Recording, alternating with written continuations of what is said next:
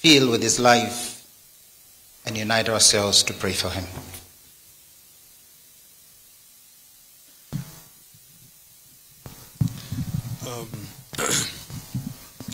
Thank you. Your Excellency, the President of the Republic of Kenya, Uhuru Muigai Kenyatta, First Lady, Margaret Kenyatta, Your Excellencies, the Deputy President and the Second Prime Minister of the Republic, my Lord Bishops, colleague governors, family and friends, ladies and gentlemen, reading the eulogy for you is myself, Governor Muriithi, and Ryan Mwai. I am a grandson of His Excellency, the former President. Or as he's more popularly known in the family, Big Mwai. Your Excellency, perhaps heeding the Bishop's request, and in honor of the departed President, and the Bishop did request that we should learn to say sorry more often. May I just request, please, turn to the person sitting next to you and say sorry.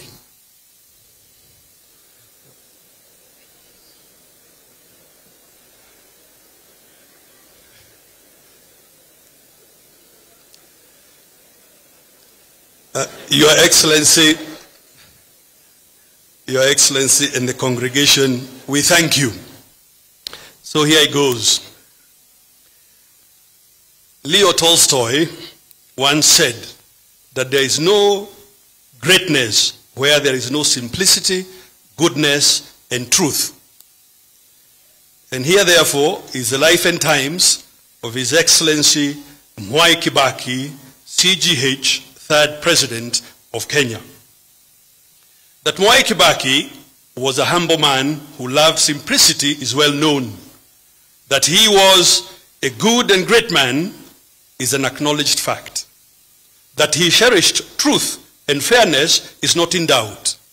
Mwai Kibaki recognized that serving others is life's greatest joy and its ultimate reward.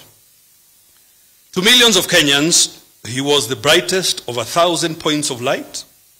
In him, Kenyans found reason to hope, the courage to dream, and a man to emulate.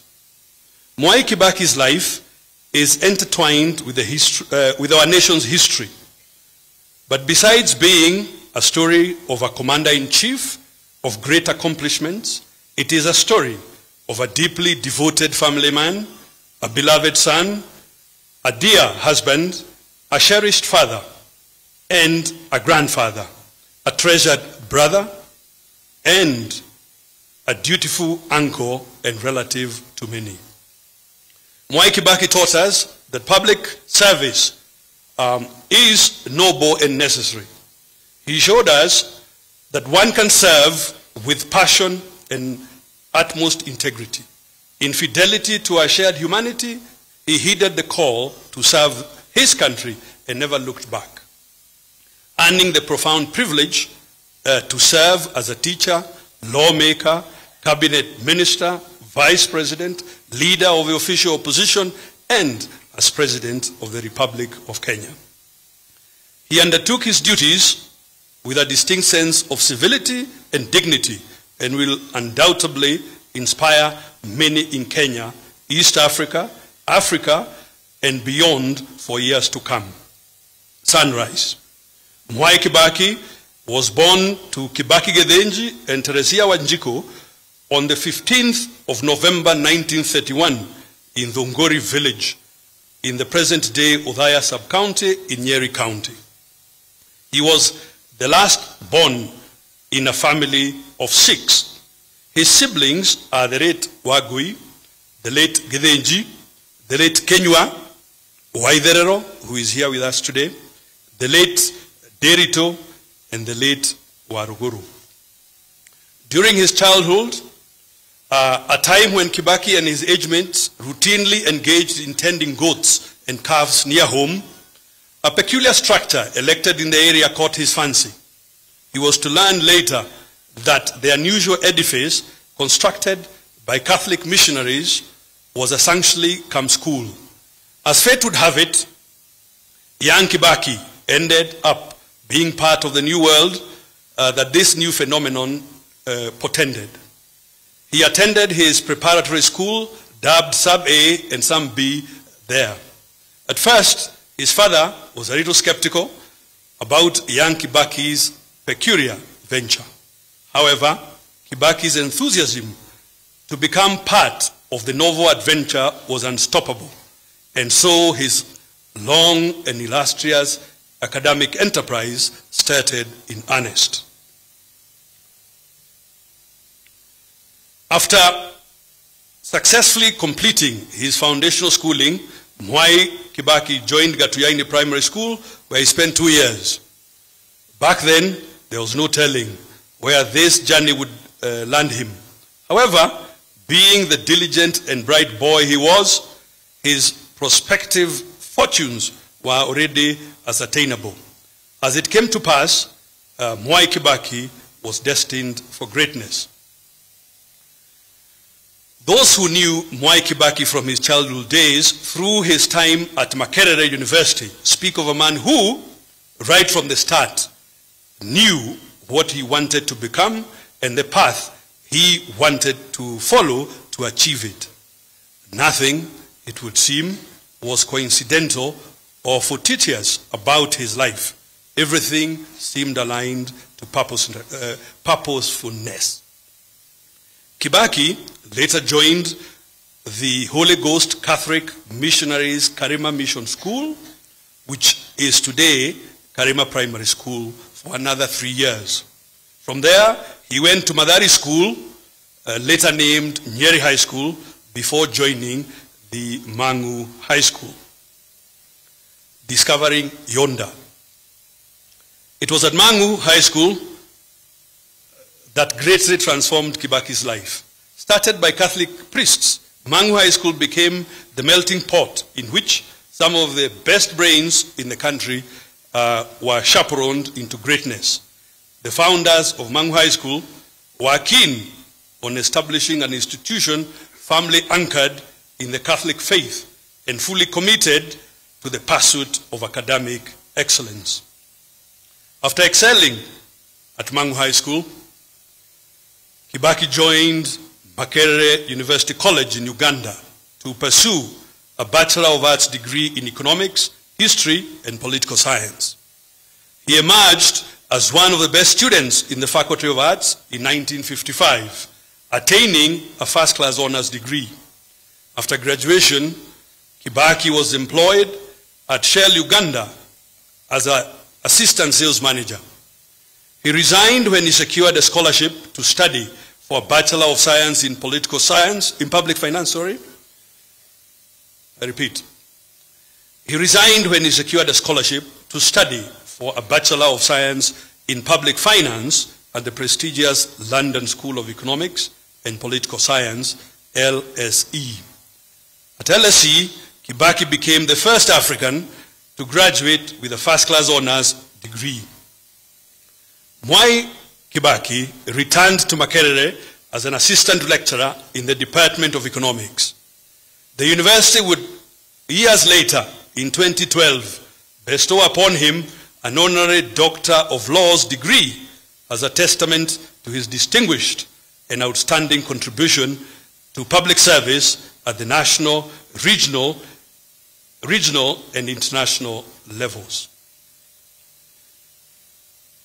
The tree and its branches.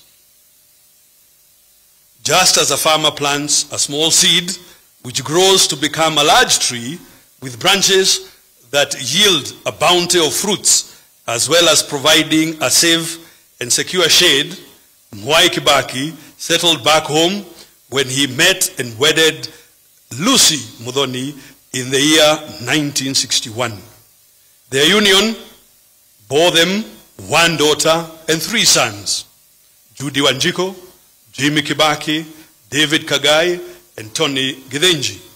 Today, the home is also filled with 7 grandchildren, being Joy Marie, Ryan Mwai, Christina Muthoni, George Mwai, Jeremy Mwai, Anna Lisa Muthoni, and Leah Rose Muthoni. Political inclination. Makerere was where Mwai Kibaki launched his political career. He was elected chairman of the Kenya Students Association as well as vice chairman of Makerere Students Guild during a watershed moment marked by heightened political consciousness right across East Africa. This was a time when the agitation to end colonial domination in Africa was at its peak. Kibaki seized that moment and distinguished himself as a champion of emancipation of the African. Mwai Kibaki's career as a lecturer lasted between 1958 and 1961, after which he resigned to become the first executive officer of Kenya's independence party, the Kenya African National Union, KANU. Mwai Kibaki put his best foot forward to strengthen KANU for victory in the 1961 elections. KANU garnered 19 out of 33 elected seats in the House of Representatives.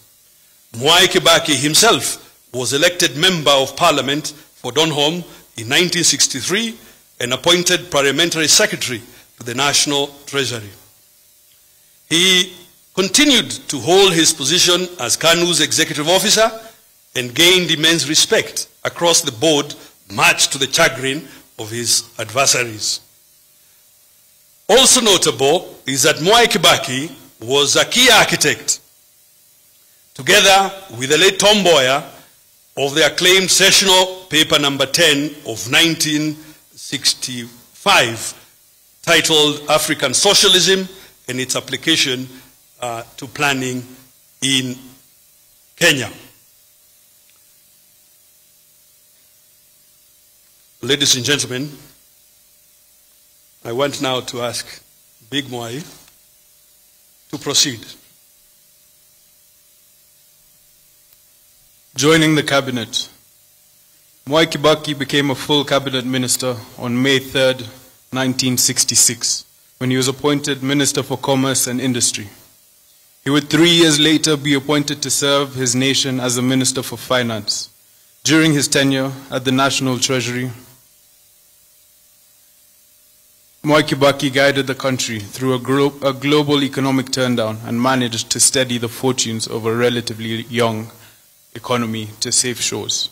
Given Kibaki's notable exploits in the arena of leadership, former World Bank President Robert McNamara described him as one of the greatest economic brains to have emerged from Africa. Kibaki's former lecturer at Makerere, Professor Kenneth Ingham, believed that Kibaki had stayed long enough in academia. He would have ended up as a president of the World Bank. A rising star. Upon the demise of the founding father of the nation, President Jomo Kenyatta, in 1978, Kibaki became President Daniel Arap Moi's vice president. Kibaki's star was clearly on a climbing trajectory. While at the Ministry of Finance and later as vice president, Kibaki's adeptness, guided by his economic and fiscal outlook, transformed Kenya's economy. During that period, Kenya benefited from a commodities boom, propelled by monetary policies that led to consistent economic growth. Mwai Kibaki represented his people for 50 years, effectively becoming one of the longest-serving MPs in the Commonwealth. That, though, does not mean he did not have antagonists and detractors. His unyielding resolve to succeed and conspicuous political charm handed him serial victory at the ballot. In 1988, Mwai Kibaki was moved from the twin docket of Vice President and Minister for Home Affairs to the Ministry of Health. He took this unseemly turn of events in his stride. Neither did he cause a stir nor turn into a rebel. In fact, Kibaki went on to tattoo an indelible mark in the ministry when he momentarily waived cost-sharing measures imposed on healthcare service delivery by donors. The 1980s were uncertain times for politicians. The ruling party, KANU, had tightened its grip on dissenting political voices than ever before. Through this difficult stretch, Kibaki maintained an aura of calmness and decency. Opposition leader. In December 1991, Mwai Kibaki announced his resignation from government and formed the Democratic Party, DP. He thus started a new political journey. When Kibaki lost the presidential election in 1992, coming third after the late President Daniel Arap Moi and Kenneth Matiba, he found himself in unfamiliar territory, the opposition. For a man who had been in government all his political life and vice president for a decade, this presented a new opportunity to serve Kenyans. He even brought a fresh wit and humor to the House, and later in his presidency by treating the public to many memorable light moments, usually in Swahili. Kibaki's political triumph finally came in 2002, when the National Rainbow Coalition, NARC, picked him as its preferred presidential candidate. He got more than 65% of the vote. On the 30th of December 2002, Kibaki was sworn in as the third president of the Republic of Kenya on a wheelchair, having survived a near-fatal accident while on the campaign trail hardly a month earlier. He served as the head of state and government until 9th April 2013, when his successor, President Uhuru Kenyatta, ascended to the presidency. Inking history, the indelible mark. No doubt a leading figure in Kenya's post-independence history, Mwai Kibaki won countless hearts of Kenyans. He has many admirers right across the globe, fondly referred to in several quarters as the gentleman of Kenyan politics. Kibaki will be remembered as an insightful and eloquent debater with a unique sense of humor. After Kenya dumped the single-party system in the early 1990s, Kibaki became a leading light in nurturing a political culture of vibrant multi-party democracy. The ruling party was kept on its toes, with Kibaki on the wheel as leader of the official opposition. His role in shaping multi-party democracy is etched in Kenya's history.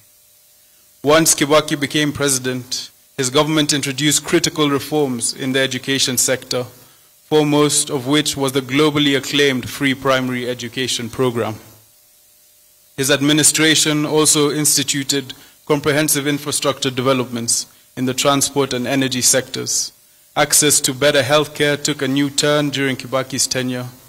Kibaki will be remembered for championing the promotion of policies that promoted economic and social empowerment, democracy, the rule of law, and respect for human rights. At the regional level, Kibaki was at the forefront in supporting the objectives of the East African Community Common Market of Trade liberalization for the citizens of the partner states of the East African Community. His commitment and conviction in matters of economic empowerment went beyond Kenya. Perhaps one of the most memorable achievements of the Kibaki era is the promulgation of the 2010 Constitution that ushered in a new dispensation whose far-reaching effects have redefined how Kenya is governed today. For 2 decades, Kenya had expressed their wish to change the constitution the country had inherited at the dawn of independence in 1963. It had been an elusive goal. At Kibaki's first attempt, it did not fly. It was his second attempt in his second term that it was finally realized. During its promulgation in August 2010, Kibaki termed the achievement the boldest step the Kenyan people have taken towards changing their lives. Kenya's 2010 Constitution is definitely a huge part of the Mwai Kibaki legacy. In retrospect, Mwai Kibaki's servant leader credentials offer seminal lessons on how best to negotiate a more rewarding future through prosperity. Kenya is today more desirable in numerous ways courtesy of the solid foundation built by an exemplary icon who no doubt loved his motherland.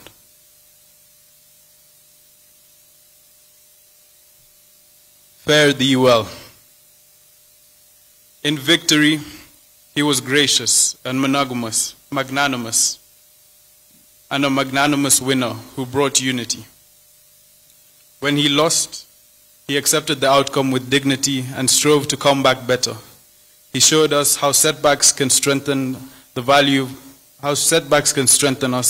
of patience, and the power of never losing sight of one's goals. None of his disappointments could compare with one of life's greatest tragedies, the loss of his dear wife, Mama Lucy Kibaki, 6 years and 4 days ago. If there can be any consolation as we bid farewell to Mwai Kibaki, it is that he has been reunited with the love of his life, as well as with his departed parents and siblings. Mwai Kibaki knew how to be a true and loyal friend. He honored and nurtured his many friendships. He taught us what it means to protect one's family as a husband, father, and grandfather, as well as what it means to be leader of formidable accomplishment. We honor and rejoice in the lifelong companionship he enjoyed with his now departed wife, Her Excellency Mrs. Lucy Kibaki, and his love for his immediate and extended family. Our earnest prayer is that the Almighty God will be kind to Judy Wanjiku, Jimmy Kibaki, David Kagai, and Tony Gidenji and their families. In the outpouring of sympathy and adoration that followed Kibaki's demise on April 22, 2022, it became clear that Mwai Kibaki had an impact on his country and the world at large in a unique manner. His ingenuity in matters of economic management, his deep love for his country and dedication to its transformation, and his defining character as the gentleman who stood tall above all the muck of politics became the common chorus of the millions of people who mourned this outstanding son of Kenya and the world. Fare thee well, Your Excellency, and may your soul rest in eternal peace.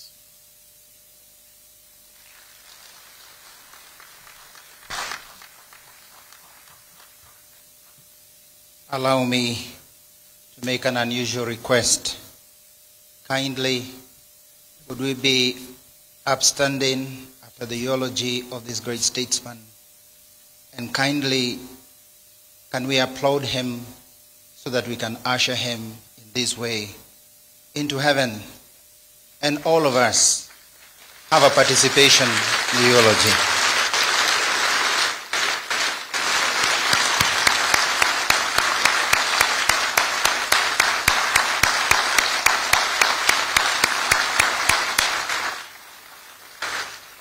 Thank you very much. Please be seated. Tashukuru sana